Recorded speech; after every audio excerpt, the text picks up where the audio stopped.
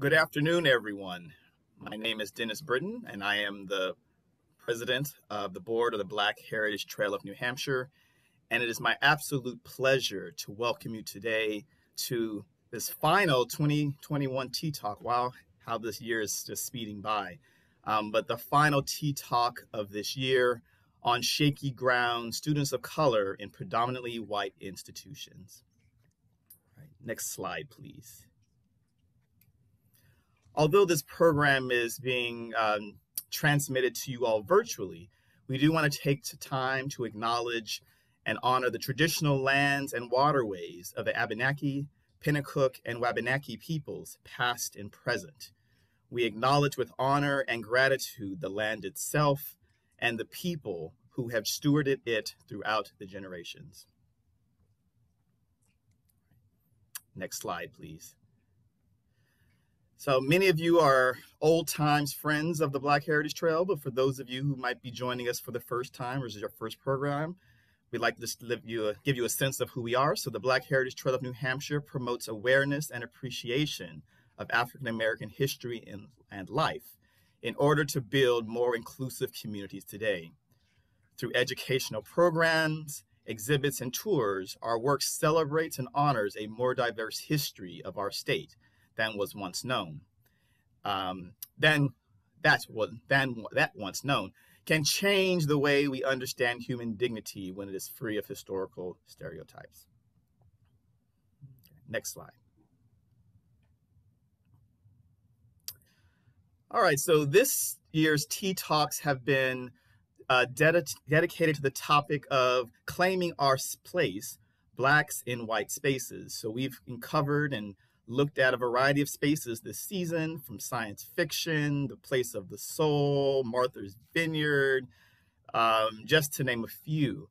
And today we're going to be thinking about hearing from and learning about what it means to be a person of color in academia, in the university, from a student perspective. So today on Shaky Ground, students of color in predominantly white institutions. Were we gathering in person, we would be sharing tea, but we really do see our Tea Talk as a place to share stories and to dialogue around these topics, and to provide opportunities for understanding and reconciliation. So thank you for attending today, and with that, I will turn it over to Gina, who will guide us through some housekeeping issues. Thank you, Dennis. Good afternoon, everyone. I'm Gina, the office manager at the Black Heritage Trail, and I'm just going to run through a couple of housekeeping things really quick with you. First off, we would like to ask everyone to please keep their microphones muted during the presentation portion of the event this afternoon. If you have any problems with your technical aspect of what you're doing, your microphone, or you can't hear or you can't see anything, go ahead and make a comment in the chat. Please preface that with the letters IT, so our IT team knows that you are having IT problems. You can ask questions at any time during the presentations. You can please put that in the chat. Don't unmute and ask your question, just put it in the chat. Our moderator will be moderating all of the questions. If you have questions for the panelists, please preface your questions with the letters QE or the word question, so we know that it's a question for the panelists. We will have a Q&A section at the end of the event this afternoon. And during that time, you can either use the raise hand function if you have a question, and you will be asked to unmute your mic and you can ask your question in person, or you can continue to drop your questions in the chat, whichever you feel comfortable with. And for best viewing, if you want to put your screen on presenter view rather than gallery view, we spotlight all of the presenters. So in presenter view, all of the individuals who are presenting will be right front and center for you. And finally, I'm going to run through our community dialogue group agreement with you, which are just a couple of things we ask you to keep in mind during the presentations today. We ask you to please be respectful and listen. Please share airtime with everyone who is here today. Please focus on the idea, not the person. Be present, be crisp, and say what is at the core of the discussion. Please be open-minded. Please honor the confidentiality of everyone who is here today. It's okay to put issues like race and class on the table, and please take risks, be raggedy, make some mistakes, and then let it go. And now I will turn it back to Dennis. All right, thank you so much, Gina. And I am now have the honor to introduce today's moderator. Our moderator is Jada Hebra, who is the Senior Vice President and Chief Diversity and Inclusion Officer at Southern New Hampshire University. Prior to working at SNU and after a brief stint, or not a brief stint, after a stint in broadcast news at ABC in New York, she spent 25 years working in the private secondary school sector, designing and supporting diversity and inclusive initiatives, while also serving in leadership roles such as humanities teacher, associate dean of students, director of college advising, director of admissions, dean of faculty, and assistant head of school. That's one busy sister, and I'm tired just, listening to all that she's already done. With a BA in sociology from Vassar College and a master's from Columbia University School of Journalism, and an MS in industrial and organizational psychology from SNU, which is currently underway, she draws on her lifelong passion for people and storytelling to deepen her own and others' understandings of bias and beauty across difference. Thank you so much for joining us and for moderating our session today. Thank you. Thank you, Dennis. Thanks for that wonderful, warm introduction and welcome.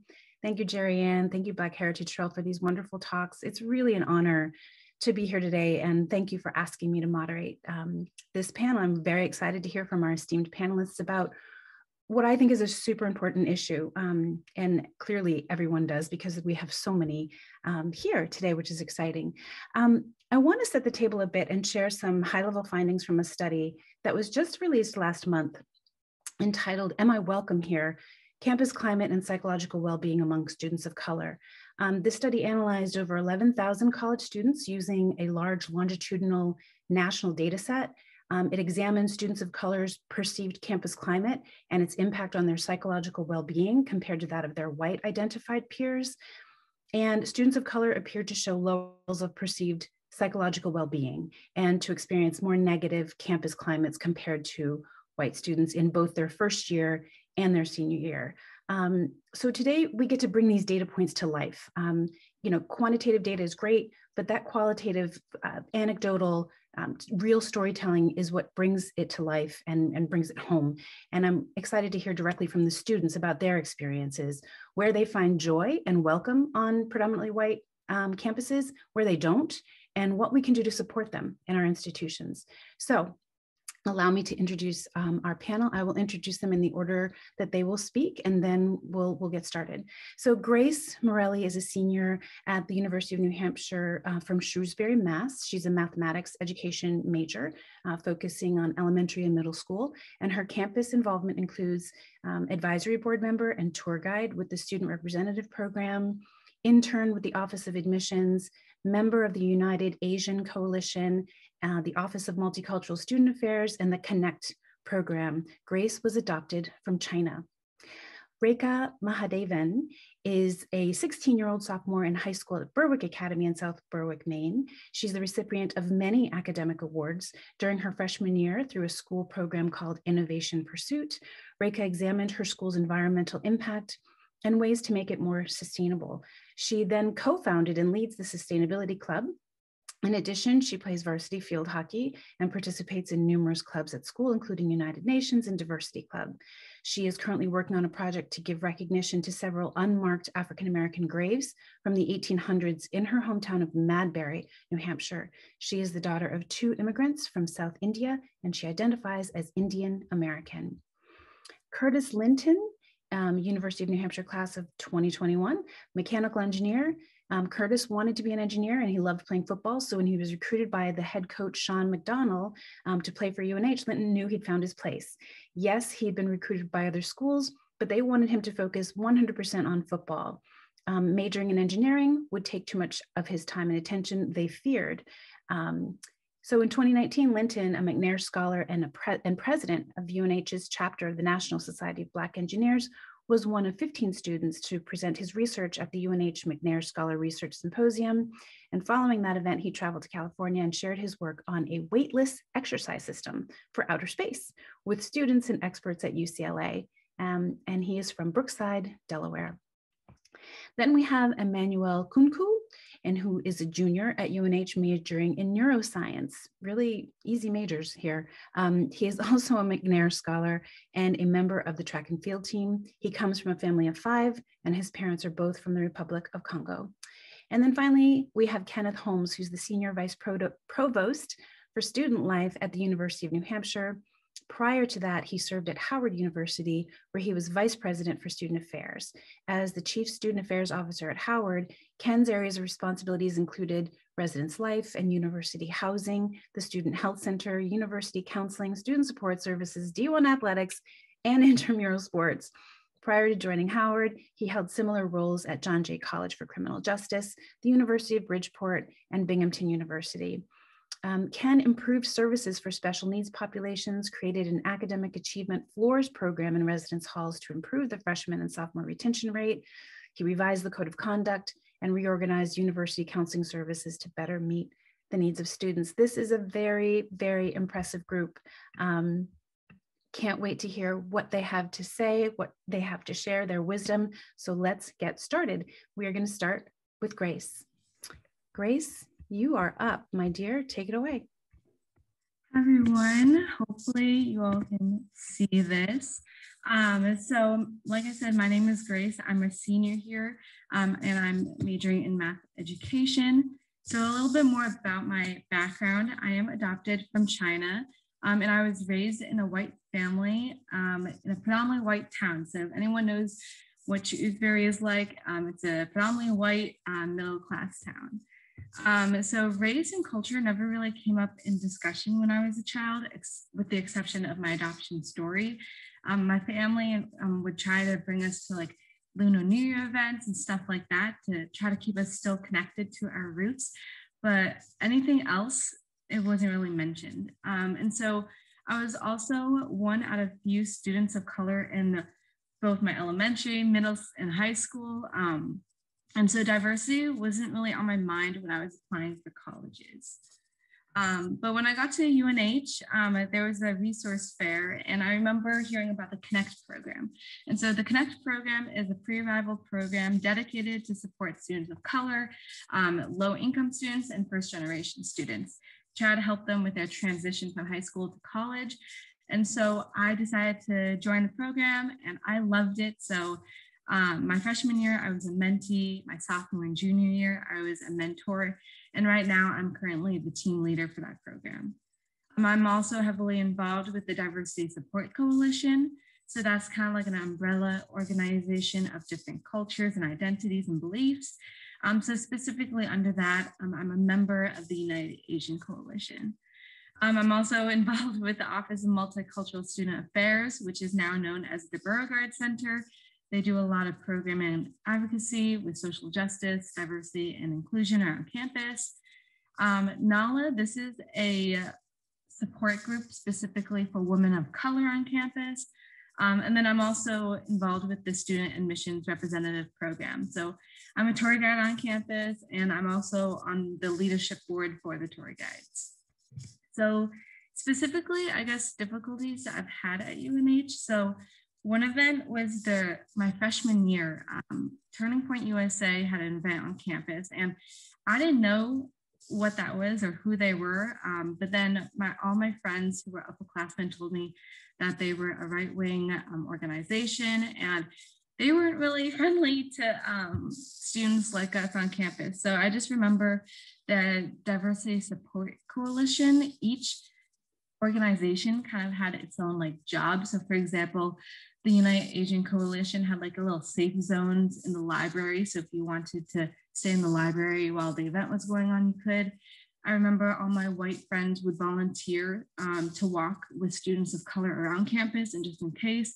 So I just remember, I feel like that was one of the first experiences that I've had about that. Also, my second semester of freshman year, I took a course called Race Matters.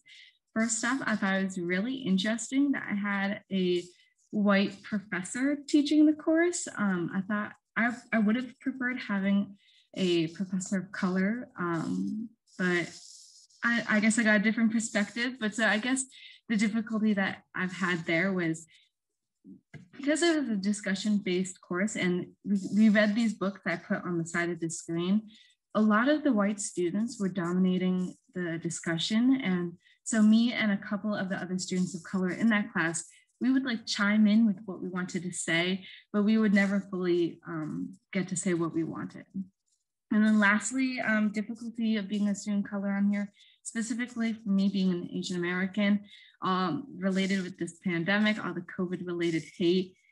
For me, last year, I've had a couple professors that made jokes about COVID when I was the only Asian American student in the classroom and everyone else was laughing. One of my best friends, just a couple weeks ago, she was walking with a group of her friends who identify as white, coming back from the dining hall, and a car drove by. They rolled down the window and threw a snowball at her. And so I definitely feel like that was intentional because she was the only Asian in that group. So out of all the people that they could have hit, they hit her. And lastly, another friend of mine who was in the grocery store, and on the floor, they have those little stickers to where to stand. So he was standing on that, and a lady asked him if he could stand farther away from her, type of thing. And so that definitely made him feel uncomfortable and feel like he didn't felt like he belonged, type of thing. But you might say, why did I choose UNH and why I chose to stay at UNH? And definitely the first one is the community that I've met here. Through the Connect program, I met so many people, my lifelong friends, through the Beauregard Center, the Diversity Support Coalition. And truly, I feel like all the faculty and staff that I made close relations with truly are invested in my well-being and success here. Another reason why I chose to stay is because of the program for my major. I'm currently in the accelerated master's program for elementary ed. So I'm taking dual credit courses right now to count towards that. As long with, I've taken some courses here in education that actually incorporates social justice instruction into the regular education classrooms. So I thought that was really interesting as well. Also, opportunities I've gained here. So UNH is a medium-sized school with like large university opportunities, I feel like. And so I got the chance to do research with my professor in education, and we research on how to teach social justice to elementary age students with different children's literature books. And so in the bottom left picture, that's me and her. We went all the way to Tucson, Arizona to present at a conference. And I feel like I would have never gotten that opportunity anywhere else. But lastly, another reason why I chose to stay at UNH is because I wanted to help and be part of the change that makes UNH a more diverse and inclusive campus. Obviously, we're about like 8 to 10% of students of color. And I definitely could have transferred somewhere else that had more diversity, but I didn't want to give up. I wanted to stay here and be a part of the change, whether that was becoming a diversity ambassador, whether that was being the team leader for Connect, stuff like that. But that's my experiences. Thank you for listening. I'm going to stop screen sharing if I can. Thank you. Thank you, Grace. Rekha, we'd love to hear from you. Hi. Hi, everyone. My name is Reika Mahadevan. I'm 16 years old. I live in Madbury, New Hampshire, and I am currently a sophomore at Berwick Academy. I identify as Indian American and my preferred pronouns are she, her. So before I start, I'd just like to say thank you so much to the Black Heritage Trail for giving me this amazing opportunity. And then to give a little bit more background on me, I love school, science specifically. I'm passionate about environmental justice. I'm currently working on a project to give recognition to several unmarked and neglected African-American gravestones. They're just strewn about in a vacant lot in my hometown, and I really want to make my community more aware of that. And then finally, my parents are both immigrants from South India. So today I'd like to talk about some of the microaggressions that I've experienced being at a private school in the 94% white of the state of Maine and how they have shaped me. So the first time that I became aware of the fact that being an Indian can change the ways in which I am treated was in the 6th grade. I was an energetic, extroverted girl who loved being in school and with her friends. However, as the year progressed, I began to realize that some of my friends were treating me a little bit differently than the others. I'd periodically be left out of plans and I'd always feel somewhat ostracized. I remember a time when we were all playing this game at lunch where we'd switch partners every day. One time I was paired with this one of the girls. She looked at me as if she were absolutely disgusted to be spending her recess with me. Or another time during a sleepover with a different friend. We were just waking up when she received a text from another friend and immediately told me that she would have to leave early. I remember that her explanation was, "She's very sensitive, so I don't want to hurt her." She may have only wanted to leave to be kind to her other friend, but at the time I completely internalized her actions and wondered if it was the fault of my own skin color. Now, I'm in no way trying to say that they treated me in this way because of the color of my skin, for I know that they are some of the most inclusive people at my school. However, this is one of the first times that I thought about the ways in which my skin color can affect how I'm treated. I remember going to sleep thinking about why I was the outcast of the group, and every night I would land on the same reason, that I'm a person of color. And the fact that some of these girls treated parents treated my mom in the same way, that didn't help. I remember wishing that I could be white too, just like them, because in my mind, that would fix everything. I couldn't think of anything else that I was doing wrong to explain any of this. All I wanted was to be accepted, and I thought that a change in my race would solve all my problems. If I looked more similar to them, this may just seem like another case of 6th grade drama. But to me, as a person of color, I always felt like it could have been something deeper. So fast forward to the 8th grade. I had a completely new set of friends. They continuously advocated for injustices in the world, and they even included another Indian American girl. At this point, I would rarely even consider the fact that I looked different from them.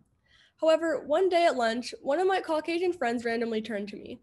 In the middle of the busy cafeteria, she asked, "Are Indians allowed to say the N-word?"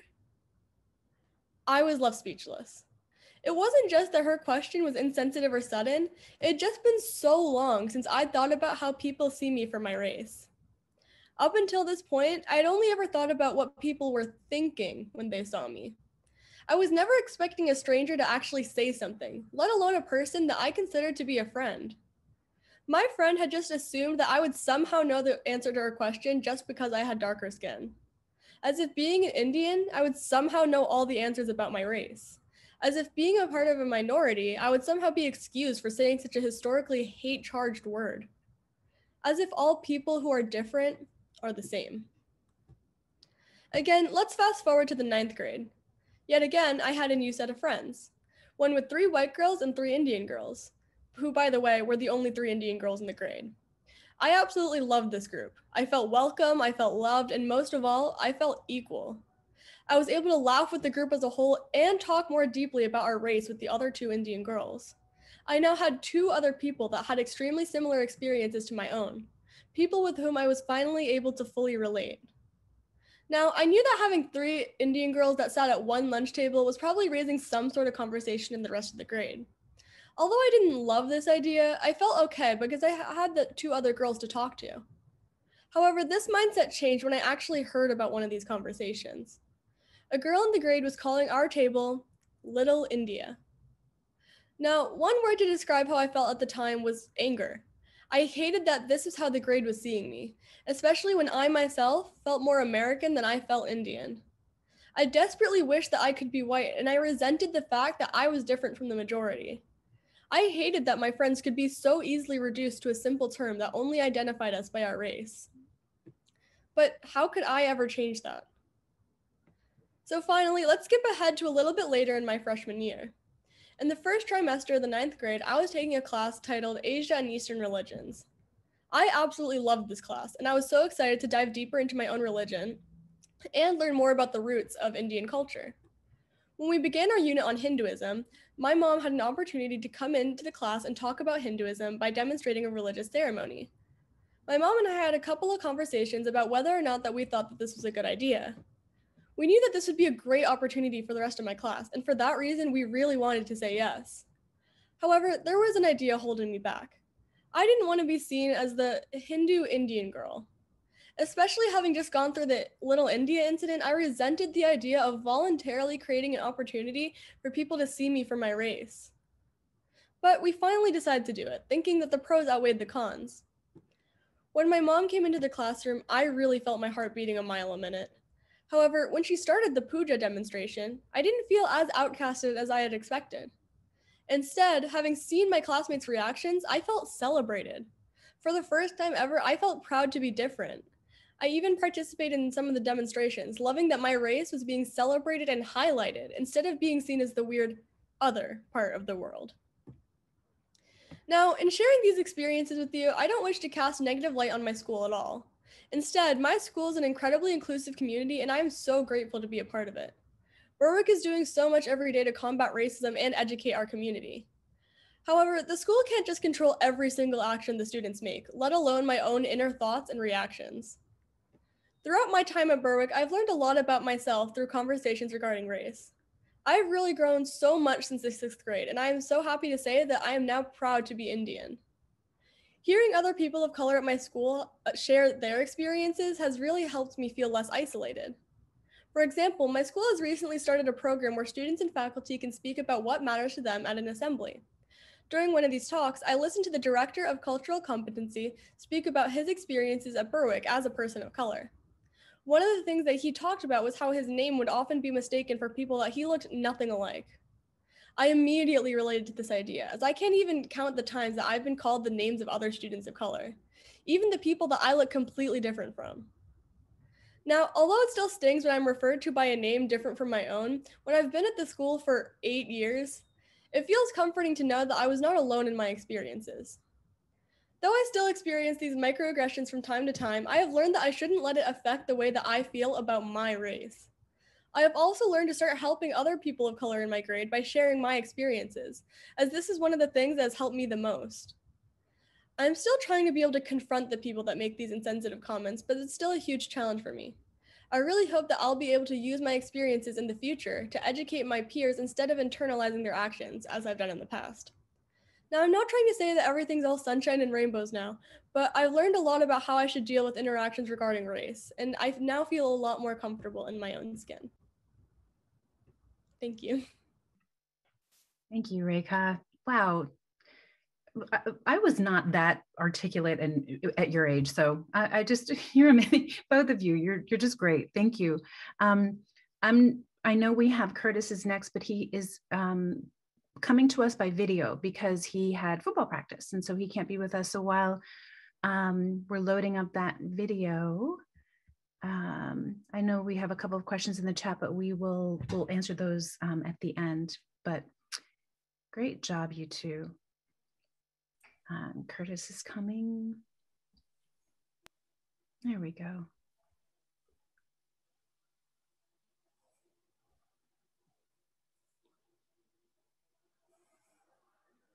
Here we go. So, hi everybody. I'm Curtis Linton. I'm a senior here at the University of New Hampshire. My major is mechanical engineering, and I'm also a student athlete. I'm on the football team, and that's why I wasn't able to make it today because we have practice. But yeah, so in our preliminary meetings, we talked about how a lot of times the Black experience, the PWIs, is associated with trauma and neglect. We really wanted to take an opportunity to focus on some of the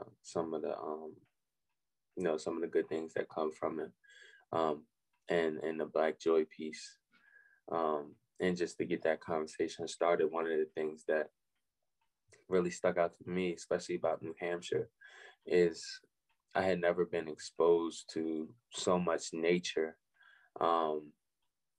Just being where I'm from in the city, in Delaware. I got up here, and like summers look different. The experience of what's fun to everybody look different.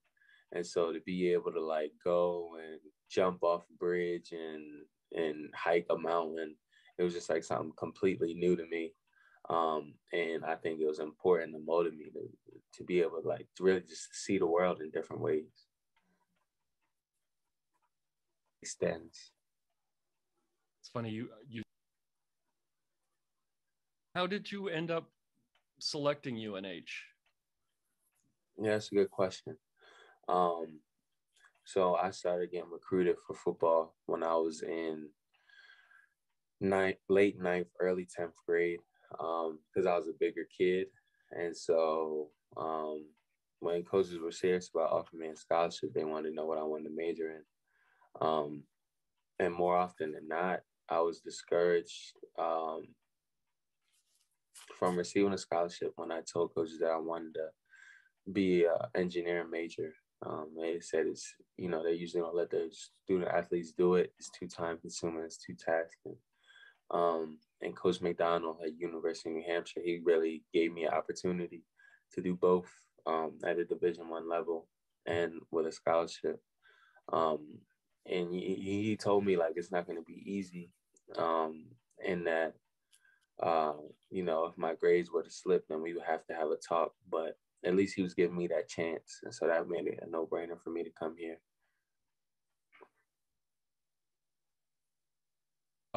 What else has there been besides the attraction of the physical environment?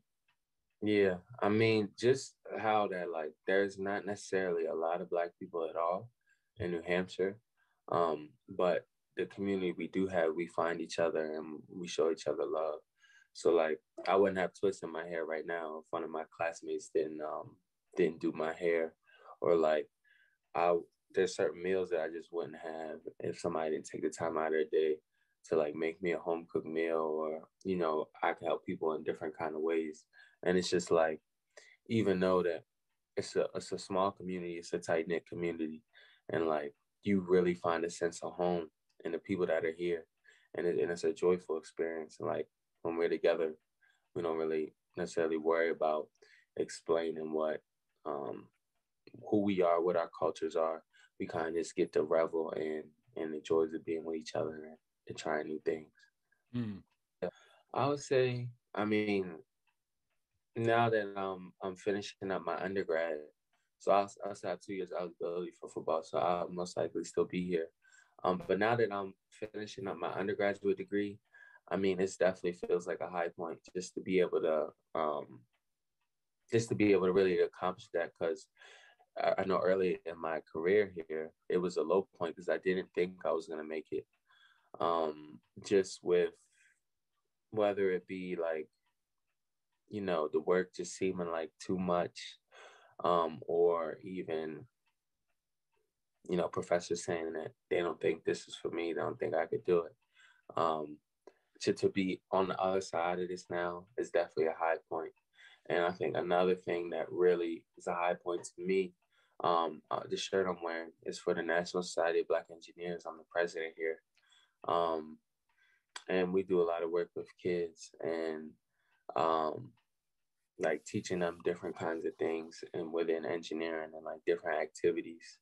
And I know a young lady who works at Dover Middle School, and when they found out she goes to UNH, some of the kids there had sent me notes saying like, we appreciate what you did for us, blah blah blah. We want to, see, we want to do some events again. And so it's like that kind of stuff. Like it just fills you up because like the stuff you're doing is for a reason. You know what I mean? So that's definitely a high point. What was it like as a freshman coming in? Oh man, as a freshman, so the first semester, it was the football season. So like, I didn't really veer away too much from that culture. You know what I mean? That was what I knew. But that second semester, first New Hampshire winter, that was definitely rough. I got depressed a little bit. I just wasn't prepared for that. You know what I mean? It was just like extremely cold. It was always snowing or sleeting or doing something crazy. And it was just like, you're still expected to just go on about your day-to-day life. Like, I feel like back home, if it's going to snow, people will tell you about it 2-3 days in advance. And it was just like, I'm just walking out of class and we got 2 inches of snow on the ground. Like, what's going on here, people? But no, my first year, it was definitely, I learned a lot about myself. I learned like times will get tough, you know, nothing will be easy. I learned that regardless of how tough times get, I have the strength through God to pull me up out of any experience. And so I think that's what was most impactful. And really my whole experience through UNH, you know, I learned that I can fall down and really pick myself up.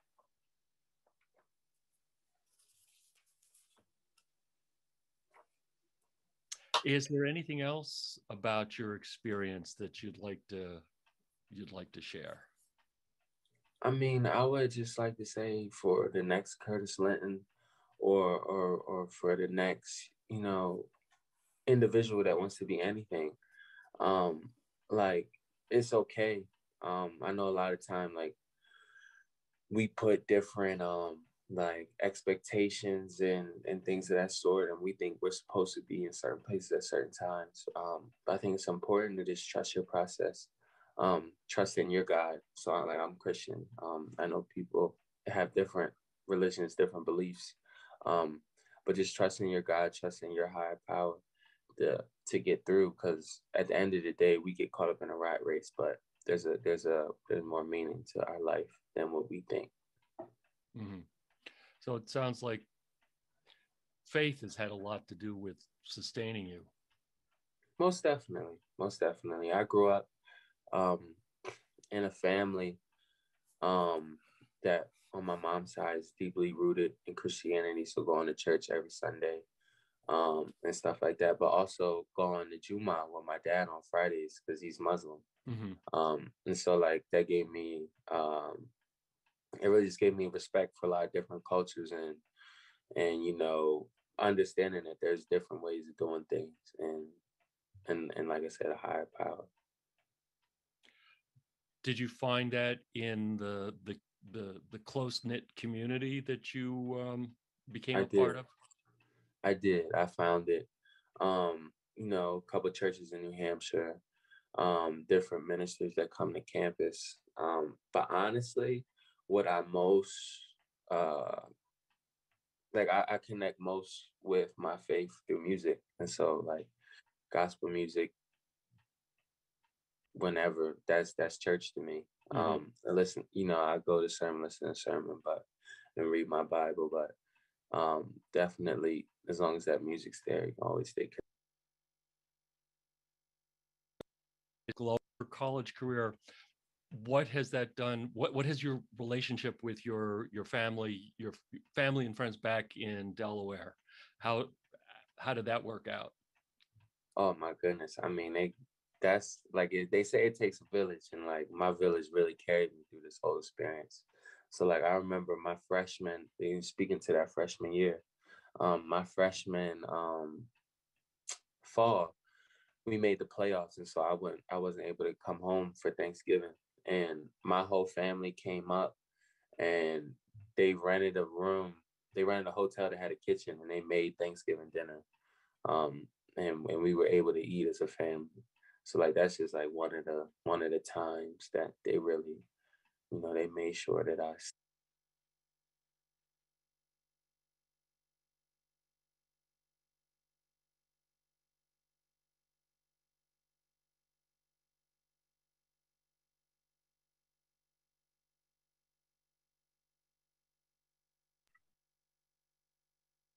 Wow, I could just keep listening to him. There's so many powerful messages being sent by these amazing young people. So let's keep going. Up next, we have Emmanuel. Emmanuel, we'd love to hear from you. What's going on, everyone? I'm Emmanuel Kunku. I'm a junior. I'm a neuroscience major. I'm a scholar. I'm part of the Connect program, part of Most Steps program. It's a cultural group on UNH campus. I go to BSU meetings sometimes if I can make it. And I'm also a student athlete. I run track here at UNH competitively. But so I'm from New Hampshire, born and bred here. Really, this is like the type of situation that we were talking about, like predominantly white institution. It's something I've been around my whole life. You know, my parents from the Republic of Congo. My dad came here first to initially go to the University of Buffalo, but then he transferred to UNH, and then the Civil War started to happen in the Republic of Congo. So like 2 years later, my mom came, and then now we're all here. So it was a pretty interesting start. I bet it was definitely like weird for my mom to go from an area where it was pretty much completely just African people to like an area where now she's a complete minority, and then raising her two sons and a daughter, because I have an older brother and a younger sister. But to be honest, growing up, I didn't even really know the difference, because that's my mom raised me to be an individual who I was, and just kind of believe in myself. And like, I didn't even we as kids, you like point out things that are different about each other, and you just make fun of each other about it. So like, if my friends make fun of I was like dark, I didn't really like internalize that as like something being mean. Instead, I just make fun of them about something else. And honestly, I have hearing aids. I'm wearing it right now. So a lot of times when I was a kid, I would just get hearing jokes. So honestly, that was like the main thing that I thought made me different, to be honest, was like the fact that I had hearing aids and I had hearing problems. But just growing up and stuff, it was just me doing me. And it was like, I tried not to let anyone affect who I was going to be. I'm a generally like extroverted, goofy person, and that's who I was my whole life. I try not to like let anyone put me down, the comments they make or whatnot. It never really had an effect on me. So by the time it was time for me, like when I finished high school and it was time to go to college, I was ready to leave, to be honest. Like, I was like, you know what? I've been here like 17 years at this point. I kind of want to get it moving. But when I applied to colleges, like the one that ended up being the most affordable for me, because, my family's not exactly the most well off, was ended up being UNH. So I was like, oh man, I'm really gonna go to the school that's like 10 minutes away from my house. But, that's what ended up happening. And I just remember being annoyed about that. But my older brother also went here. He's 4 years older. So he already graduated by the time I was about to go in my freshman year. And he was like, I think you should do the Connect program I did when I was a freshman. And this is like, the Connect program is like 2 weeks before school starts. And I was like, man, I don't really care. This is like my last summer. I just want to like have fun. Like, I don't care about like what is this Connect program, what am I gonna do? But he's like, just tell me, he's like, you're gonna do it. I already like signed you up for it. And I was like, you know what? All right, if that's what you did, then I guess I'll go. And I just remember it was like one of the first times I was around just like, honestly, that many people of color, and some of them are athletes, some of them just regular students, but we just like all came together for those 2 weeks, and we kind of just shared our experiences, and like the relationships we formed from that point on is kind of like the foundation of like my base at UNH of the African American community and other minorities that I can like always fall back on really at any time. And so that was really the best way I possibly could have started my college education. And then like, from that point on, I had mentors and stuff. Like the older mentors, they they ended up being like, hey, if you like Connect, you should join Most Def, you know, Men of Strength, Diversity, Education, and Family. And I was like, sure, I'm part of Connect. That sounds fun. And I joined, you know, as an official member, like my second semester freshman year. And that was also a great thing. You know, it helped me get into different rooms I maybe would not have been able to do myself. You know, it put me around other men of diversity, and you know, we got to share our experiences not only as like minorities but also as males on this campus. And you know, then they're like, you know, if you like Most Def, you should come to BSU meetings, you know, the Black Student Union meetings. I was like, you know what, a bunch of my friends are going that I knew from Connect, I might as well go there too. You know, you know, it was a fun environment. You know, we'd play games and stuff, but we'd also talk about like the current situations that are going on in our world and stuff.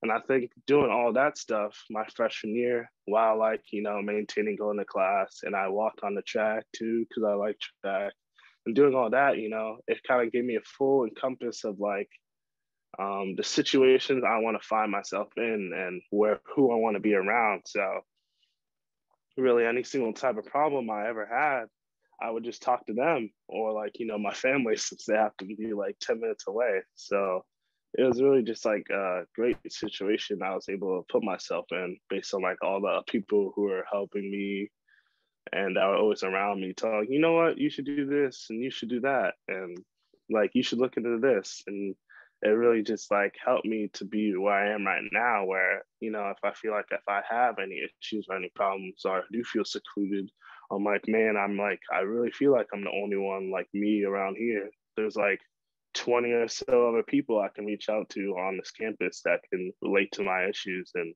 we can talk about it and work it through. I mean, and also like I've met a lot of great professors through my time at UNH that have also related to like who I am and what I'm going through, and they also helped me take a step forward in my own life. Like that I became a, you know, I had a genetics professor. I was doing really good in this class, and he just liked who I was as a person. It's like, you should apply for this. Like, you should do this, you know. And then my other friend who's in that class, Zakia, we are both under his wing for this summer to do research.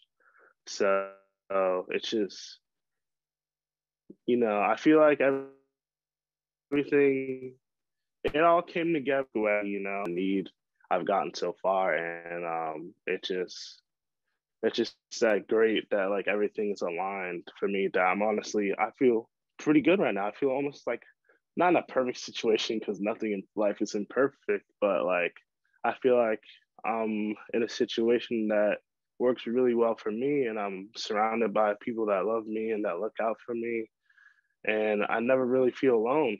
You know, maybe sometimes when I was younger, I would like internally, because like externally I always had like friends and whatnot, but like even now, like to the point, like in all like levels of like my life, mentally, physically, spiritually, I never really feel alone anymore. So that's just kind of cool.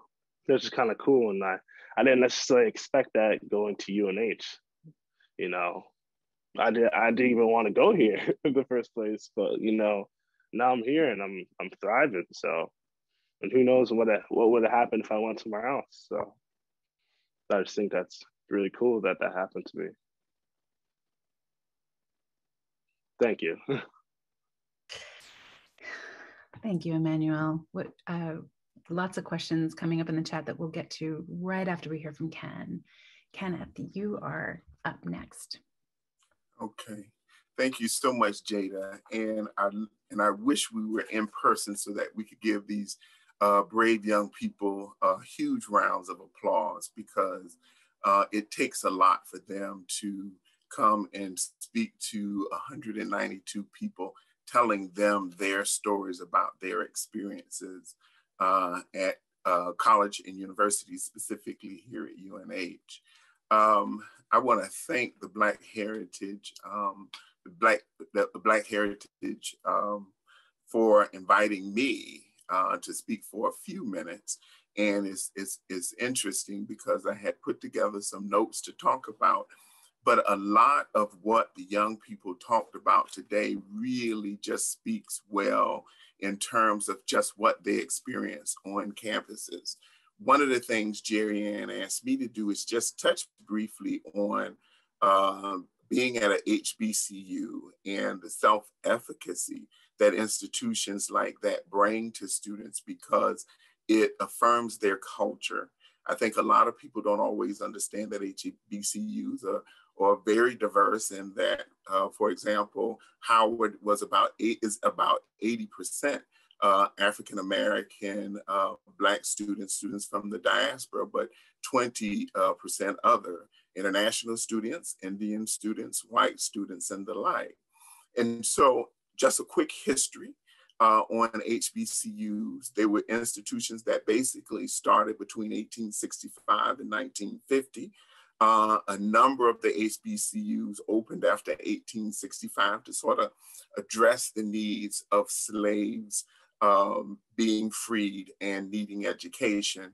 The other piece of it was, and I'm going to be jumping around because I have 10 minutes, to educate Black folks who were slaves, but more importantly, for them not to be a part of white institutions. I'll use Howard as an example. It was founded in 1867, but a lot of people don't know that it's an institution. It was chartered by the federal government. It was chartered by Congress, and it was founded to be the Black Harvard. So that's why if you look at HBCUs, Howard University is the only institution that started out as a university, and it has all of the medical school, pharmacy schools, and the like, because it started out as a university. Those institutions, again, only educated students of color. In the 40s, I know Howard did a lot in terms of Jewish students not being able to get into white medical schools. So a number of Jewish students went to medical school at Howard. I bring this up because one of the things that HBCUs do for students of color, it really gives them healthy social relationships. Most of their faculty are of color, and so students can live and thrive in those environments and be really successful. There's a real resurgence of HBCUs recently, especially with the election of Vice President Harris as Vice President of the United States and a graduate of Howard University. But with that being said, you know, as a professional, I've spent most of my career working at PWIs and helping to create that environment that support all students. And of course, that includes students of color. And so when we look at how we as PWIs need to address that concern, there are a number of things that we need to look at. And I'm going to focus primarily on the social climate aspect of the university, as that's what I do as the Senior Vice Provost for Student Life. So the first is really developing almost a different metric of success. And so we know that when students come to an institution, they have to meet certain requirements. But when we talk about those requirements, part of that should focus on measuring the racial climate on campus, where we create spaces where students can feel like they belong. And those programs really should start at orientation and having symbols on a campus that welcomes the diversity of our class. One of the things we're doing this year at UNH is working with enrollment management so that we can meet those needs of those students coming in. So if a queer student is coming in, or a student that is of Asian or South Asian descent, African American or Caribbean American, when they come on campus, they should see themselves represented. To really training people how to have racial discussions. I forget, I believe it was Reika or Grace talking about taking a class on race, and not even in that class always feeling like they could have open, honest discussion. And so when we train people how to have those discussions on campus, it opens the campus where everyone feel comfortable asking questions. So over time, you can build a community or an institution where it's not uncomfortable for people to have those kinds of discussions, establishing both safe spaces and brave spaces on campus. The safe space, of course, is where students can go. And on our campus, for many students, it's the Beauregard Center, and they can spend time with students like them to get the support and let their hair down, if you will, when they're on those campuses. But at the same time, we need to create those cross-racial or brave spaces where students can come together, and it's a safe space to ask questions about hair and diet and food and culture and those kinds of things. And so that's important as well. We have to continue to spread an anti-racial narrative where we are not only addressing things from a systemic level in terms of things that can inhibit students of color coming to campus, but changing things and working with things like the curriculum and other things to keep students on campus and feeling safe on campus, where any kind of bias or microaggressions that happen are addressed and addressed immediately. And I won't say finally, but also having anti-discrimination and harassment policies. And it really speaks to the first, where we're really respectful of all social identities. And like what we do with our Title IX programs, when we hear of a bias incident, even if a student chooses to not deal with that incident, we need to be involved, because what we want to do is have a climate on campus where everyone feels involved. Some other things that as we move through, we really want to be working on, or any campus could work on, is including family programs. When we have parent weekend and family weekends, we do just as much as we're doing for faculty and staff and students on campus to feel comfortable, making our families feel comfortable as well. Again, like a lot of institutions, specifically African HBCUs, work to build the self-efficacy of students. A lot of that happened through transition or pre-enrollment programs like Connect, and you've heard students mention that. But the other piece is, again, supporting students and having different types of multicultural clubs and organizations on campus that support students. It's really important for me and faculty and staff to make sure that we continue to question our policies, question our procedures, and quickly, if you notice in my introduction, I put in some programs and services that was done at a previous institution, not to highlight that institution, but it was an interesting institution where 33% of the student population were international students, and about 50% of the population was white, and about 20% of the population was African American. And the policies there really reflected a lot of the Jewish and white students that would come from Long Island. And somehow when I got there, the institution had not changed. And so that's why we had to change policies related to the code of conduct, policies around health, policy around academic issues, and faculty were very supportive in that. And so as administrators, but specifically administrators of color, we really have to be mindful of that, because we are, in my case, the Chief Student Affairs Officer for all students. And as a person of color, I deal with many of the same biases that the students deal with.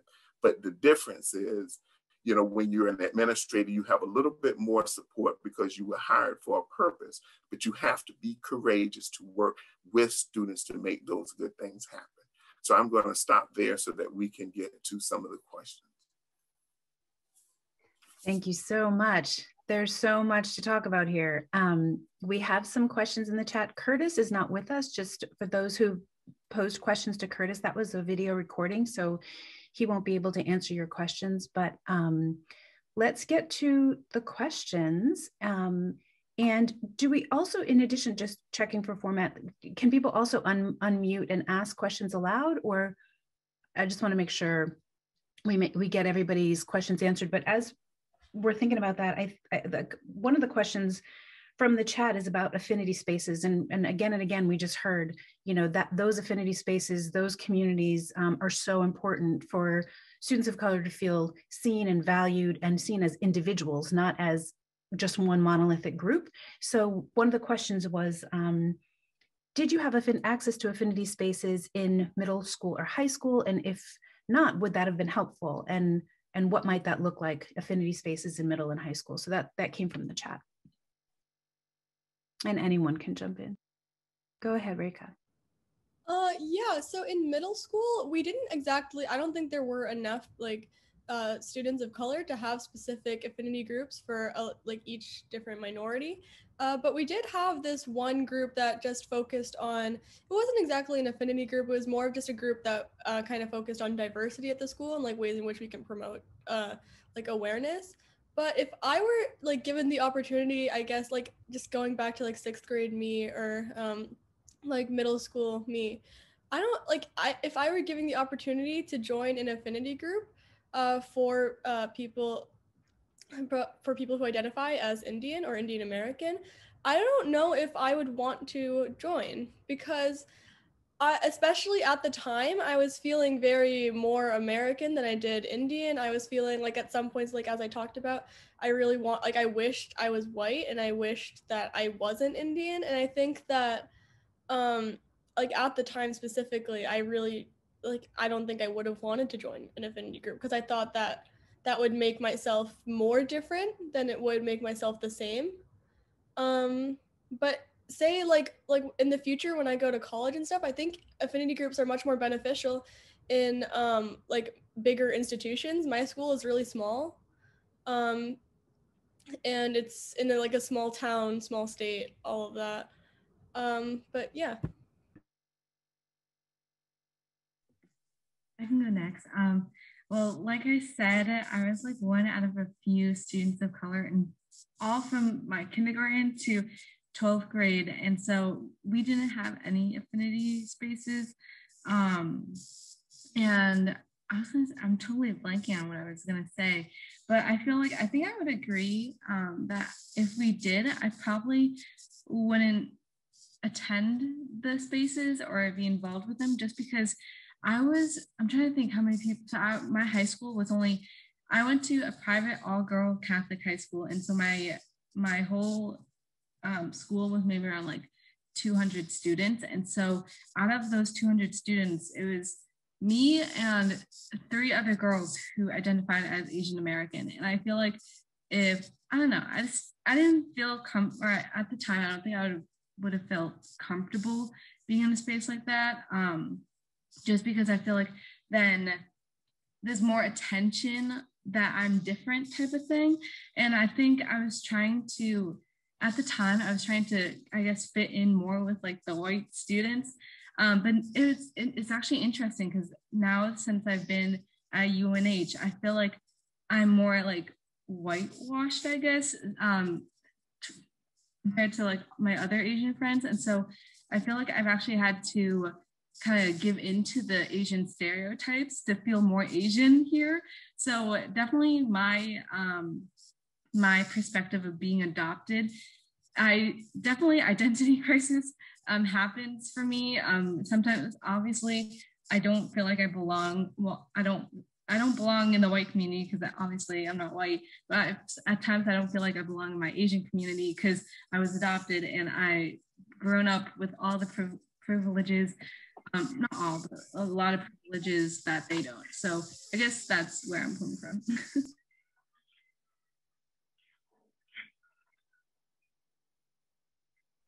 Yeah, thank you. Did you want to say something, Emmanuel? No. Okay. Yeah. No. Racial identity development. It's a continuum, and you kind of go back and forth and through different stages. And one of them is assimilation. You just want to fit in, especially in middle school, right? You just want to be like everybody else. So thank you for that. Other questions? One of the questions was to Emmanuel. What issues did you have in your talk? You said that when you had issues, you would go and speak to some people and get some support. Are you comfortable talking about what issues that you faced and what kind of support you received? Yeah. I mean, I guess it would mainly just be like expectations and just like maybe so it's like in terms of like when I guess I was like a good and plus I was like, and so I feel like sometimes, you know, my level of like, you know, like he's doing great for like where he is. It's like, no, I should just be doing great in general, not like based on whatever like standard you've already created in your head for myself.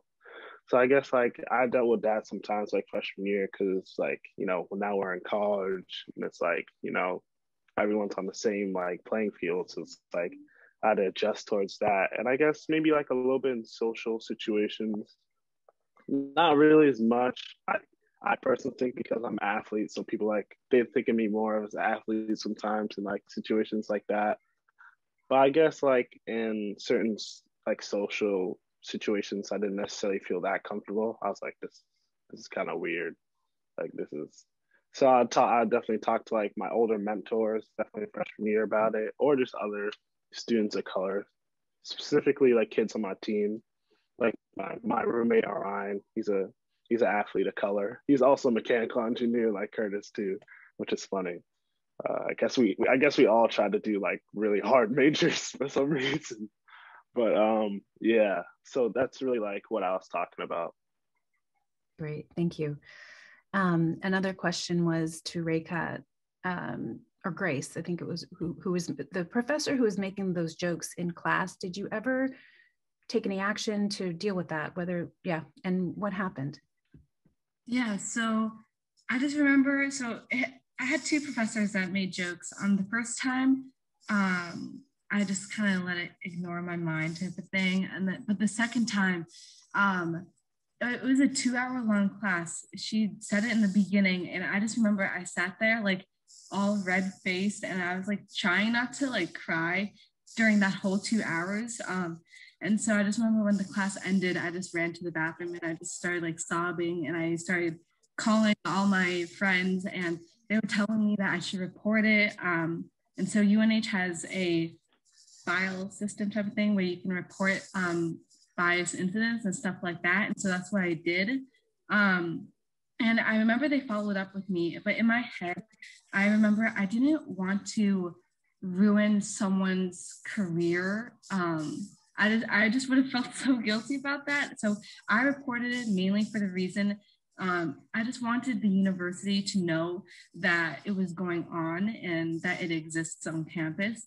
But I didn't really want to take like full-on action.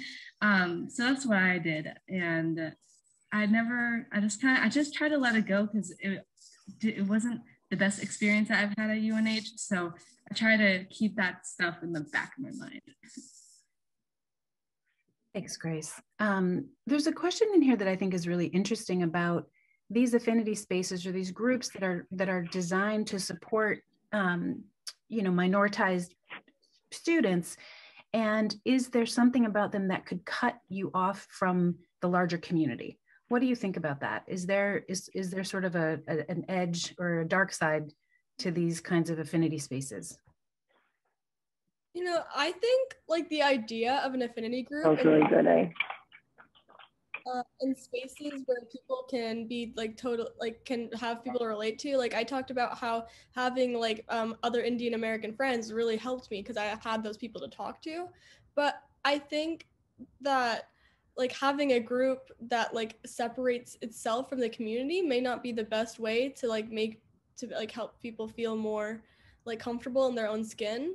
I think like more like I think it's a great idea because like again like that's something that really helped me, and like hearing other people's experiences, like it made me feel like a lot less isolated and alone.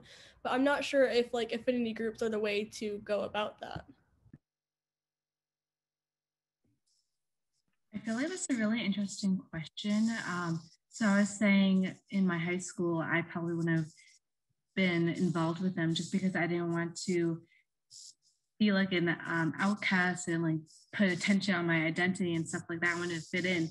But coming to UNH, I developed more about my identity and who I was, and I wanted to be in that space where I can relate to other people, where I can be with people who look like me. And I don't see affinity groups as kind of like a dark side, or whatever the term that you use. I just see it more as a benefit for me and my identity. And I know I can always go back and to them for support and anything I need for that. I think that's just so interesting how you brought that up. I don't see it that way, but I definitely could understand how others could. Yeah, I mean, I think there is a concern that sort of self-segregation is a negative thing, and that, you know, I think the bigger question is you weigh the pros and the cons. Like, what do affinity spaces do for students of color on these campuses, and how might they somehow harm them? And I think there's a calculus there that I think people are weighing all of the time. Like, what are the benefits and what are the risks? But if the benefits, in my opinion, if they outweigh the risks, then I think they're a good thing. And who are you centering when you look at these groups and say, are they self-segregating? Are you centering how the dominant culture, the predominantly white identified culture, is feeling about them? Or are you centering how they feel about their own group and how it makes their experience richer and better and feeling more inclusive? So interesting. Okay, there are all these other questions. If other people see a question here that you want to answer, please go ahead. I do not want to hog the mic.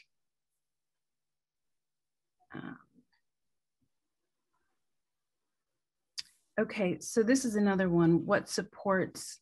Oh, go ahead, Melinda. You raised your hand. Yeah, I did type it in the chat. I was just wondering, for any of the kids who spoke, would it have been helpful to you in middle and high school if any of your teachers were people of color? Like, even if they weren't the same race, if you just saw more adults in your schools who were not white, would that have made your experience better in any way? I can go first with that. I definitely think it would have made my experience a lot better. I feel like I felt like some of my teachers I couldn't go to, but if I had a teacher like that, I definitely go to them more often and talk to them about like anything type of thing. And that's kind of another reason why I went into education, because I feel like a lot of education or teachers are predominantly like white females. And so I wanted to go and teach in the inner city of Boston and kind of be that role model for those students that can go to me and see a teacher of color. I can be another just support system for them. And so I think that definitely took account for why I chose to be education. But overall, answering your question, yes, I think it would have made a huge difference. I didn't have, from kindergarten through 12th grade, I had no teachers of color, not until I came to UNH, and there's not a lot of faculty of color at UNH, so. Yeah, I completely agree.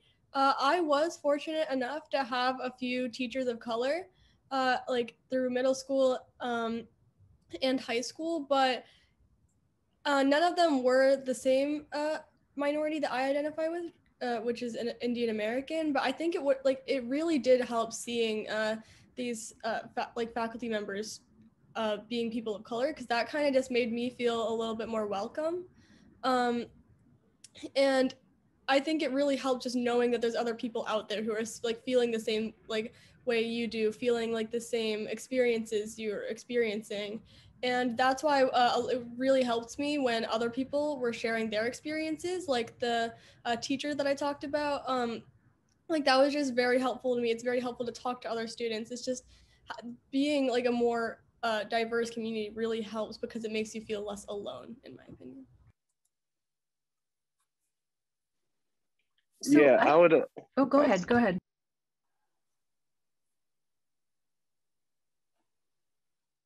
Saw someone like me, I'd be like, damn, it's like I can relate to this person like a little bit just off the base of the color of our skin for sure. So I'd be way more willing to talk to them about maybe situations that definitely I wouldn't feel comfortable about with the other teacher. Wait, I saw a question direct. Oh no. Oh God. My bad. I just saw a question direct to me in the chat. How often do you feel it? Yeah, I just read a question, so I'm just gonna answer it. That was directed towards me, if that's cool. Yeah, I feel like sometimes, a lot of times, students, white students, aren't educated on race, and they don't necessarily know how to talk about it for sure.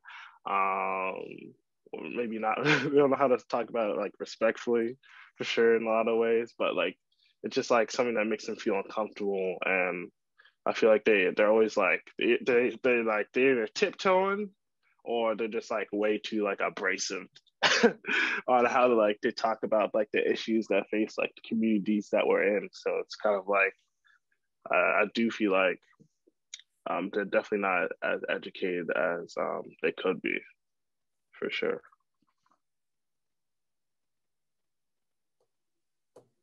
Thank you. So like I put in the chat, I'm having a hard time following all the questions. So rather than waiting for me to find a question to answer, just raise your hand and speak up and unmute. So I see Catherine has her hand raised, Kathy and Melinda. So why don't we start with Catherine Peebles? Okay, thanks. Can you hear me? Yes.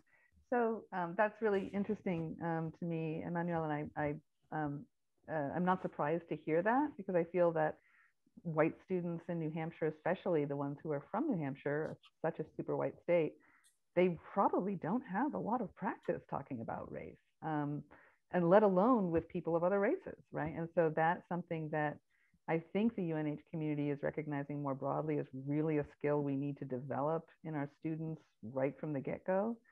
And I was hoping maybe Kenneth Holmes could say some more about various initiatives that UNH is either already undertaking or planning to undertake around broadly making the culture a welcoming place for everybody, and especially encouraging more skill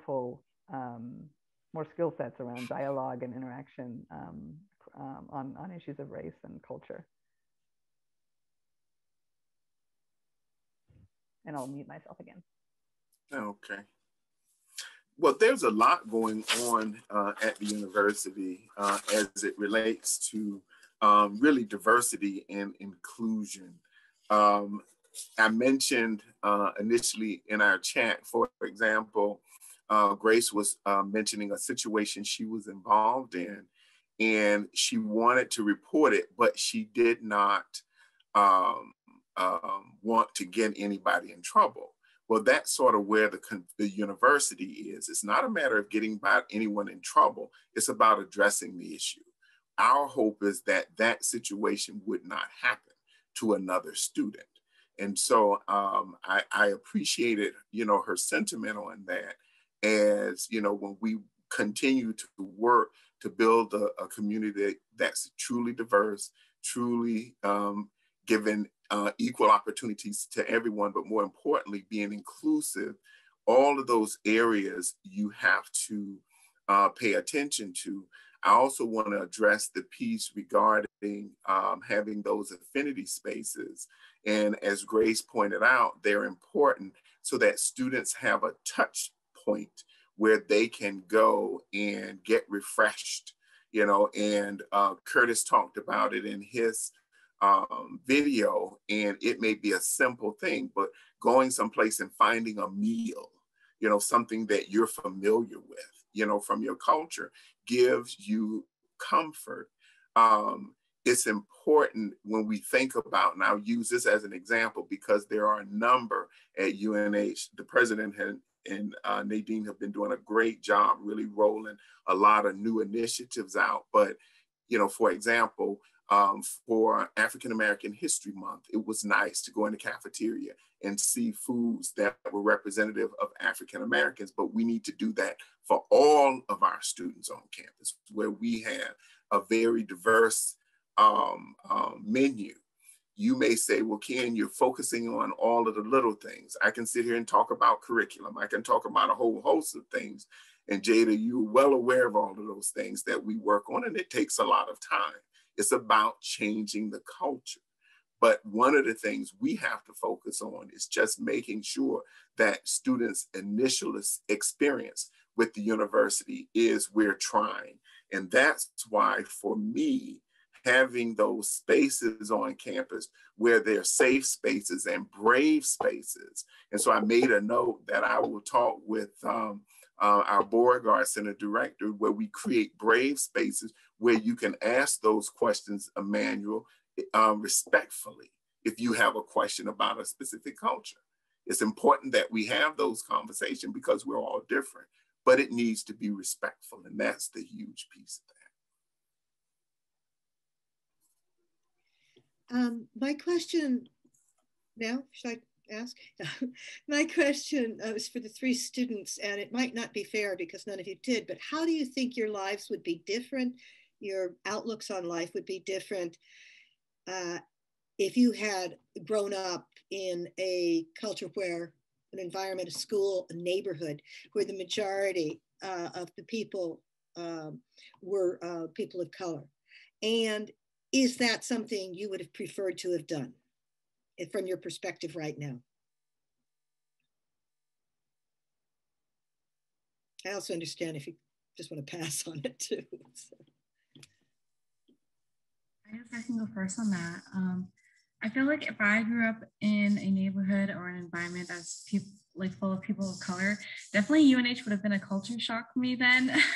I wouldn't have been used to seeing, I guess, that many white students around campus. But I feel like I definitely don't regret how I was raised. I feel like it's really important to for a person of color to be exposed to, I guess, an environment like UNH, because obviously a lot of the jobs and positions of higher authority and like just around businesses and jobs like that are mainly held from white people. And so I think it's really important to be able to kind of be comfortable and comfortable being uncomfortable, I guess, being around in that situation, because it's reality. Like a lot of white people hold higher positions. And so mainly when I get out of,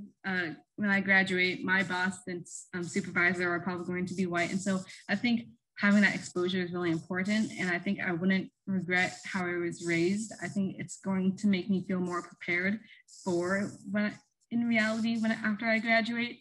So yeah, I don't know if that made sense.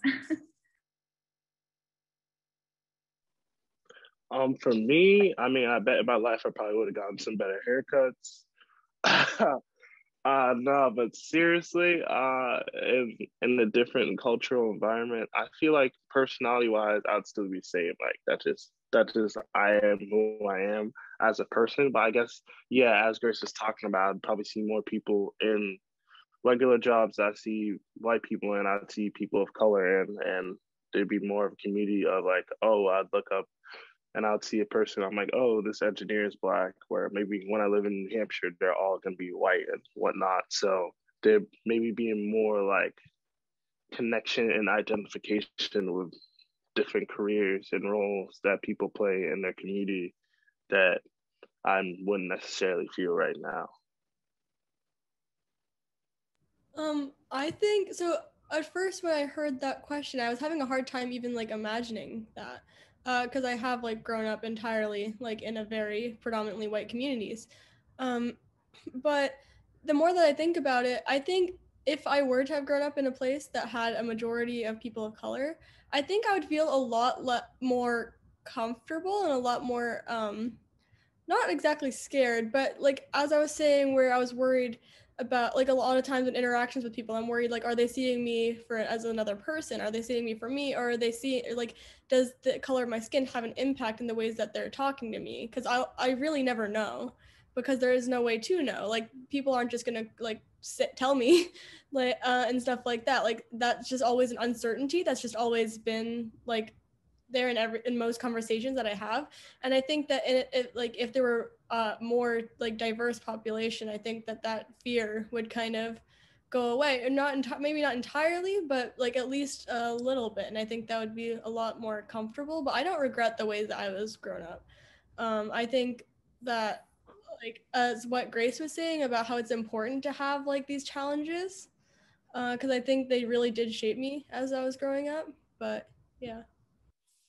Yeah. Thank you. Oh, thank you. And Jorge's up next. I just want to make a quick comment. As somebody who's also grown up, you know, in New Hampshire, I think it's important that we talk about deficit mindedness, because when you're the only person of color, very few people of color in a predominantly white identified space, often you're looked at as through a deficit lens. So what I hear, and when I hear Emmanuel talking about his confidence, you can't have confidence if you're always trying to push back against the negative stereotypes about yourself. So growing up in more diverse spaces, I would say you probably are going to have more confidence because you see more people who look like you in positions of power. That's where we get into the lack of faculty and lack of administrative staff at our schools. It's really a colonial framework. You've got white people at the top and you've got a lot of Black and brown people at the bottom. That doesn't instill confidence in people of color. So how do we move away from the deficit mindedness and really begin to talk about assets of people of color and what they bring and the value? I think that's when you start building confidence, build psychological safety, and then people can actually thrive and learn. Jorge, you're up. That's what I was just going to say, and that's what HBCUs do. They really build a strong self-efficacy in students, and you know, all of the cultural things are out of the way and they can just focus on learning. Okay, Jorge has had his hand up. Go for it. That's right. So this is the two-part question for Kenneth. First of all, you talked about having symbols that are recognizable that make people of color, when they come to that campus, feel comfortable. So I was wondering, I mean, you answered it partially when you talked about the food in the cafeteria, but what other symbols are you kind of contemplating for that? And then the second question is probably a lot more controversial, but I was curious because, you know, as Emmanuel said, white people often tiptoe around speaking to people of color, right? They don't quite know how to do it. So it seems really clear to me that the people who need the education about this are whites, right? And is there a movement in academia at all to remedy that, to do some sort of sensitivity training or cultural training that addresses white ignorance around these issues? Okay. Let me start with the first one. So when we talk about symbols, it's about making sure that your faculty, your staff, and your students are represented all across the campus. And so, you know, for me, it's going to be really important that as we hire, you know, in student life, for example, there are African Americans, you know, there are Native Americans, there are Asian staff, and that takes time. But that's the first piece, is that they see other people, they see faculty, staff that looks like them. The second piece is, and I can say a number of things about being here. The first is a lot of the white students that I have met are beginning to understand what they're missing by not having diversity. I met with a student for lunch when I first got here, and she talked about growing up in a white community in Boston, and I'll get to your point. I'm making a quick point. She grew up in Boston, and her one of her best friends went to an institution in the Midwest, really befriended an African-American literature professor. And so she's reading African-American literature and Asian-American literature. And she said, we're to a point to when we get together on holidays and breaks, we just run to her so that she can give us a reading list. And we can talk about what she's learned from this faculty person of color. And so when we talk about diversity, it's not, to your point, not just for the students of color, but it's for all of our students, because the world is changing. You know, in America, whether we like it or not, it's browning. So with that, it's really, for me, beginning to just expose a lot of our students and faculty and staff to those conversations. Because I have to tell you, I am still trying to figure out which is worse. Being here and sometimes dealing with whites who have never had a lot of exposure to people of color, or being in Georgia, where I'm from, or Alabama, and dealing with people who, you know, enslaved us in the past, and they know the history of race. You know, and so because when the smoke clear, be it ignorance or deliberance, it feels the same to people of color. And that's what, you know, we have to address. And so I applaud your point. You know, people of color didn't create this. And so there is a movement, especially in corporate America, and it's beginning to, I think, slowly get into higher ed, where whites are coming together to discuss their privilege, where they are beginning to understand that there is a privilege that they have, you know, in this country, and people of color has to sort of trudge through that. And so it's not about, you know, the blame or anything, but it's just acknowledging the privilege, having that honest conversation, and then moving forward from there. And we have to give students safe space and faculty safe space to have those conversations as well. Thank you. Yeah, well, go ahead. Go ahead, Nancy. Yeah, hi. I taught foreign language at UNH, and I also have an adopted daughter of color. And just from those perspectives, I can't affirm loudly enough that I think what we are talking about is the changing world that is learning to think multiculturally.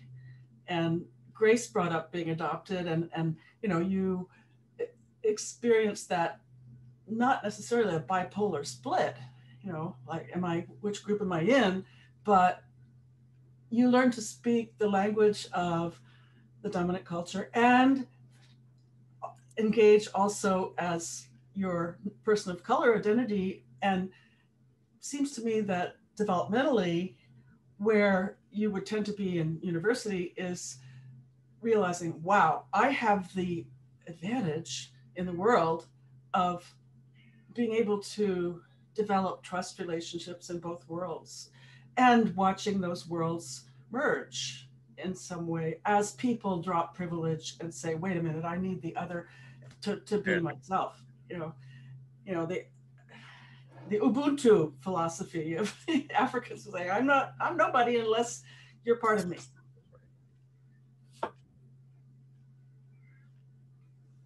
Thank you, Nancy. Other questions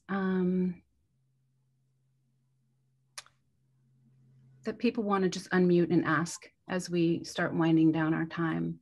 One thing I want to call out, I think there have been a few questions in here about race. Jorge, at one point you asked, you know, race is a social construct, so how do we talk about race? Is it culture? White people have culture as well. Why aren't we talking about, you know, white diversity within the white race, quote unquote race, as you think about it? And so maybe we need to surface that. Why don't we have white people on this panel? I think as people are having the conversation in the chat, I think we should just lift that and address it. Anyone who posed that question? I mean, there's a concern that we're not talking about white diversity. Does anybody want to address that? Well, I'll unmute myself just for a second. I hadn't been seeing that in the chat, but my first reaction is, you know, why is that the question when this is a panel about the experience of people of color at a predominantly white institution? Why is the impulse of the questioners raising that to center whiteness? I'm sorry, whiteness is at the center, which is why we're having the conversation in the first place. So, and the fact that our audience is pretty much all white and our panel is pretty much all people of color speaks volumes as, you know, to where we are. It's not New Hampshire's fault or sin that it's a super white state, but it's certainly a fact that's really important to acknowledge. When I came here, I came directly from a school in South Florida where it was super, super diverse. There was no minority or majority population, racially or ethnically speaking. It was a really interesting place to be. And I have to say, you know, I got into my first classroom here at UNH, it was 19 or 20 young white people who, to tell you the truth, it was really hard to know everyone's name. There was Kirsten and Kirsten and Kristen, and I just was a little bit fluffy. And everyone was so white. I mean, I'm white, and they were all like as pale as me. It was shocking. And that was as a white person, you know, a white person who had been in a kind of colorful space for you know, her recent past.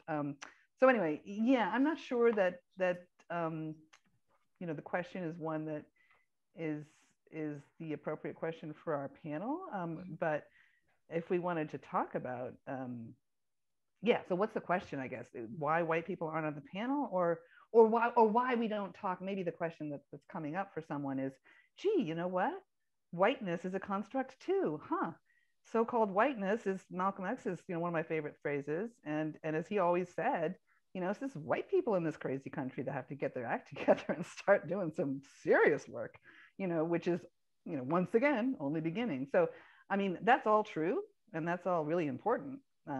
Just maybe not what we're talking about right now when we're trying to foreground, hey, you know what can a predominantly white institution do to better understand and then better address the experience of people who may feel in this universe super alone unless we are very proactive about how we arrange our own culture.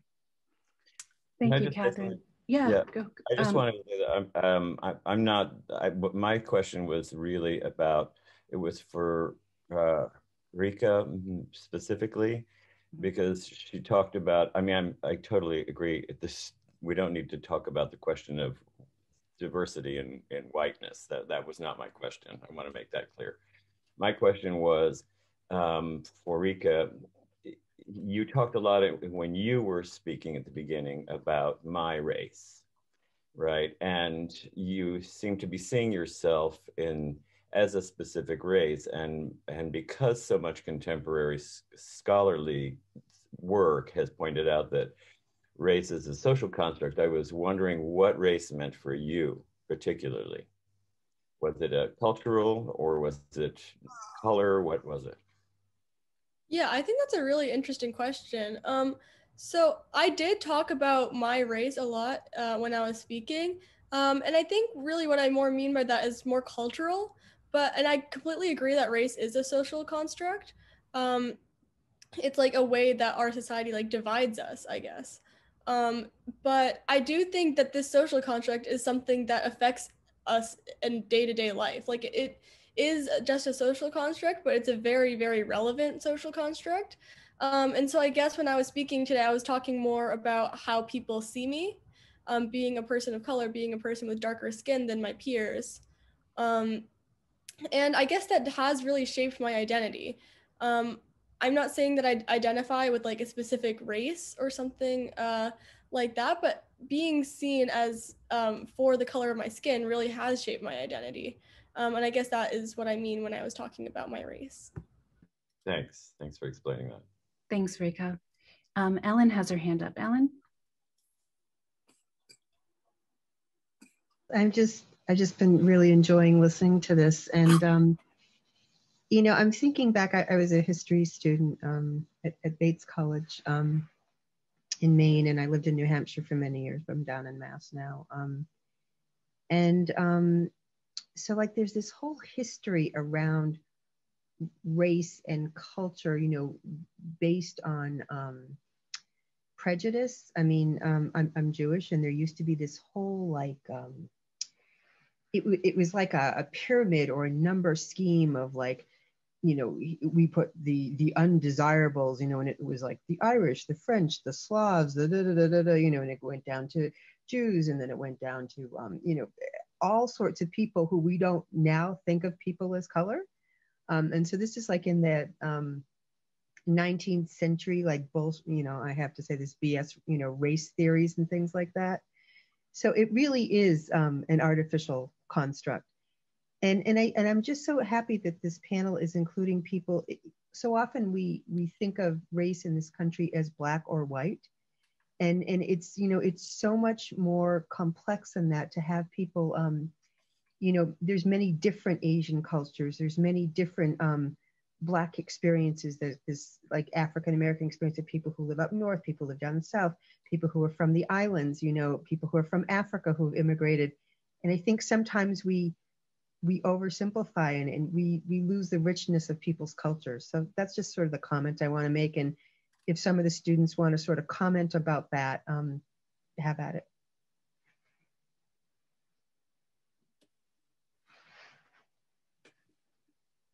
Yeah, Yes. I also really agree with that, because a lot of the times when I'm reading about and like educating myself, I guess, about racism in our country, racial injustices, I often try and figure out like how my identity fits into this, not necessarily being like selfish or self-centered. I've always kind of wondered, I've had this conversation with some of my Indian American friends about like where we oftentimes don't know, because we haven't exactly experienced like horrible like racial injustice situations and horrible acts of racism. And it's just like, it's sometimes that's just really hard to figure out how like that like how it like, I don't know, like interacts with in society. And so I agreed that I think it's really it really helps me when I see like people who are Indian American or other people talking about their experiences, because it really helps me like understand other people who are going through the same things, who are going through different things like that.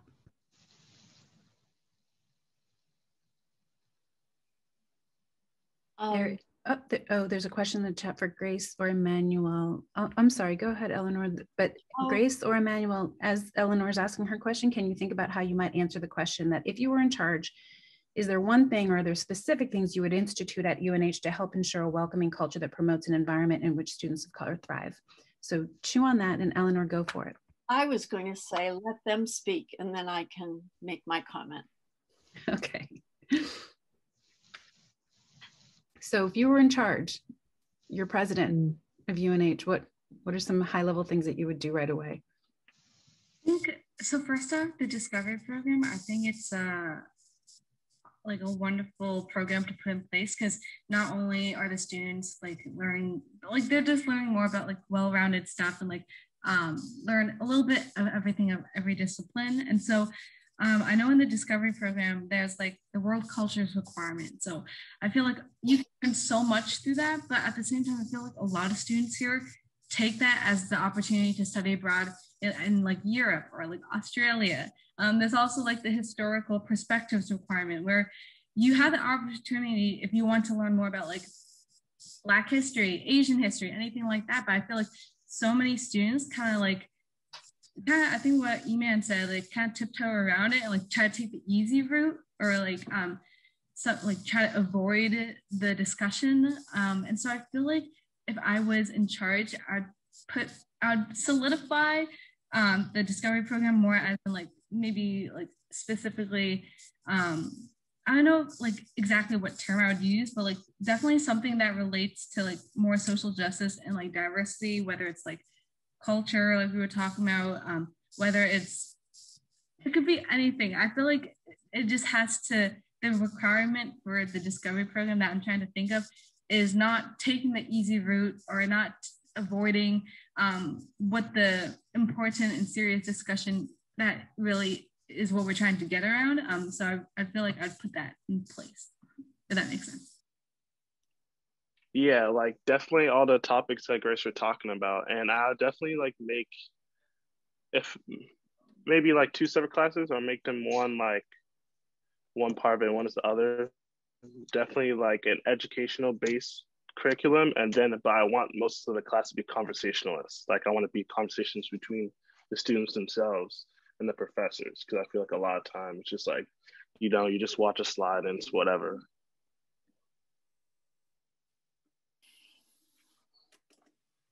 Okay, we have 2 minutes. Eleanor, do you want to ask your question?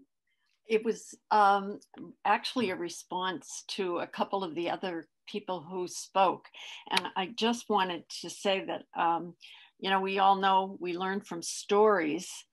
And even though we feel zoomed out after being forced into our postage stamp existence on social media, if there's a silver lining, I have to agree with Jorge and Nancy, who talked about our white responsibility. And if Zoom has had a silver lining, it's that you know, it gives us a global living room. Our lives unintentionally, you know, we don't want them this way, but they are siloed.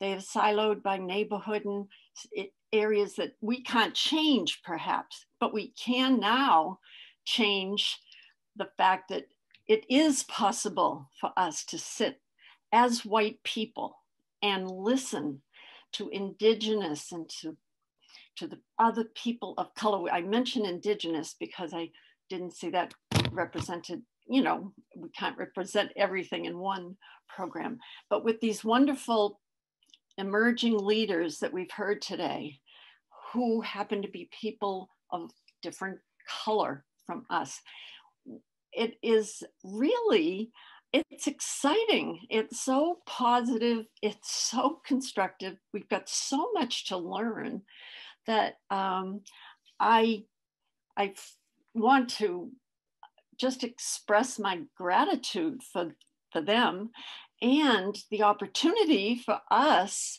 to really build on the Ubuntu concept. So that's really, I think we need to keep it going. We really do. Thank you. Thank you, Eleanor. I know I'm supposed to end at 3:50, but Allison has let me allow for one more question. Lidette O'Connor, do you want to have the last word before I hand it over to Allison? Yes, I just wanted to say, first of all, thank you to all the panelists. As an Ethiopian adoptee living in a white community, everything you said, I could relate to just about everything. I mean, it's kind of sad in a way, but it's kind of nice also hearing like, you know, we're all in this together kind of thing. I guess I wanted to just go back looking at back in March, you know, when the whole pandemic hit, and then all the way throughout the summer with a lot of political things going on, the death of George Floyd and everything like that. I was wondering, how did that impact all of you? I know you have many different perspectives here in terms of, you know, I know everybody was dealing with like isolation and just socially it was weird and there's school, but on top of that, there was all of that going on. And did that, I don't want to assume that it impacted your mental health, but did it? And like, how did that impact your social, you know, groups and just everything? Because I found it personally very draining, but I don't know.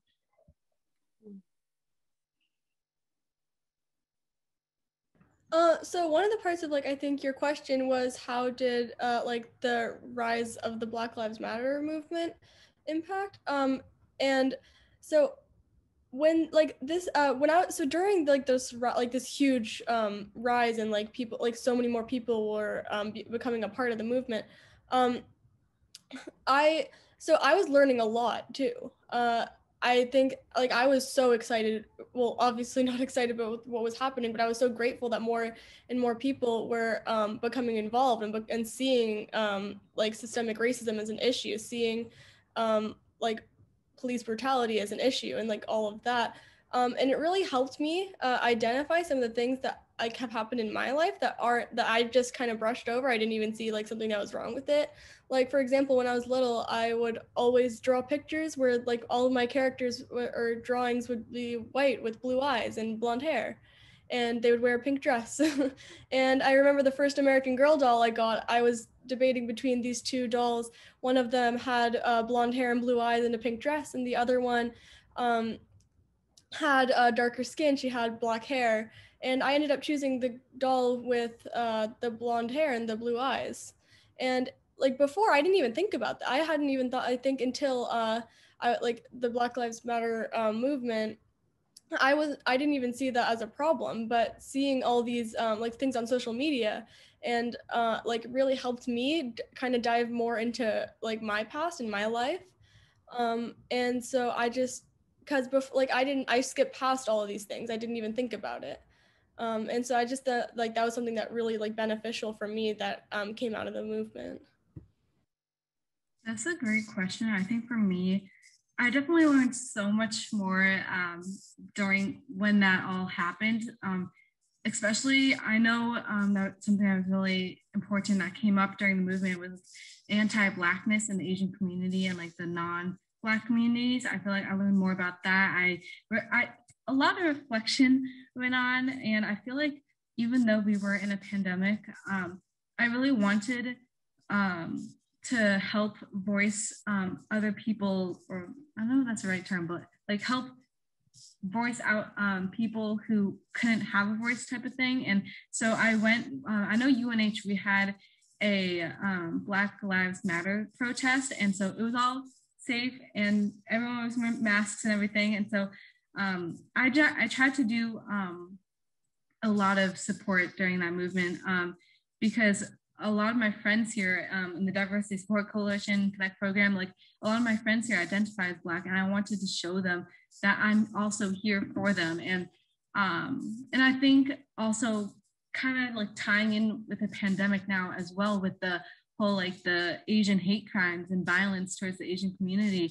I feel like now it's kind of like I don't know how to explain it, but like now I know a lot of my other friends so when I helped during the Black Lives Matter movement, now they're helping us during this kind of whole, I don't know if I would call it a movement. I haven't really done that much research on it as I could have, but now they're helping me and my community, and I feel like it kind of made us stronger. That's my opinion. But I think I've learned so much during just from this past year, more about myself, more about my friends, more about this, like our whole community as people of color. Yeah, I would say it led to a lot of interesting conversations between like, you know, me and my friends, and honestly, you kind of got to see who was with you and who wasn't, you know, when it came down to it, you know, because a lot of people started opening up a dialogue, and it showed where people were at, you know, like intelligence wise and whatnot, and it was just where everyone is starting to learn like things. Thank you. We've got to move to the end of our program. I'm going to hand it over to Allison Ryder for closing remarks. She is the Black Heritage Trail of New Hampshire Board Secretary and Assistant Director for the Office of Community Equity and Diversity at UNH. Allison. Thank you all. And I want to thank all the panelists for your experiences and your stories today. And please send them around in reactions and things of that sort. It's not easy to continuously get on stage and have to talk about the ways in which our cultures, our systems affect your ability to just live your life in a safe space. And I think of the word PWI, predominantly white institution. And for me, it's beyond, it was a privilege not to have to think about what that word meant for such a long time. But now that I think about it, it's beyond demographics for me. It's about the cultures that we are creating. It's the dog whistle about what these students are getting into when they're stepping foot on those campuses. And it's about having to expect, once again, more resilience and bravery from our students of color. And I will say, is that really the future we want? Do we want to allow one's race to dictate how much resiliency they have, the safety and well-being they feel, the success they have? And what I've learned from them is that at the core, is there's frustration, there is exhaustion, but so rarely is there fear. And what I've learned time and time again is if they aren't scared, why am I? Why is there so much fear in the work that I do with white people around anti-racism? And why are we allowing fear to continue to be our compass?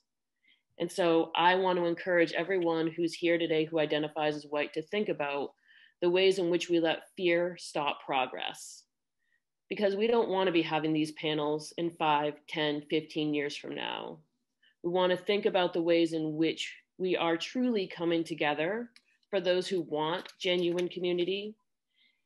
And I like to think, finally, is that even though New Hampshire is predominantly white state, we have done our own work in making sure that stays that way. There are laws on the book that prevent us from going out and attracting students of color through enhanced scholarship, recruiting in Black faculty and teachers into our schools, and preventing, with this new legislation, HB 544, from having these conversations so that our kids have an opportunity to think about race before they step foot on a college campus for the first time. So I want to think about the ways in which we're using courage for this work. And I want to thank you all for coming, and I want to thank New Hampshire Humanities for their sponsorship. Spring is right around the corner, and even though it's devastating to see these tea talks come to an end, we have so much to look forward to, including our spring tours through Black Heritage Trail, which fill up fast, so please get in on those, as well as our Juneteenth celebration. Hold the dates of June 17th through the 19th onto your calendars. There's going to be a nice hybrid mix of in-person and virtual to still accommodate COVID guidelines. And most importantly, please, please, please support our work through donations on our website, or feel free to reach out to Jerry Ann. I'm sure she'll have no issue, or Gina, sending you the link to submit a donation. We cannot do this work without financial support. So thank you all. And again, Jada, Dennis, Jerry Ann, everyone, for such an amazing year with Tea Talks. We shifted to online, and we appreciate every single one of you. Thank you.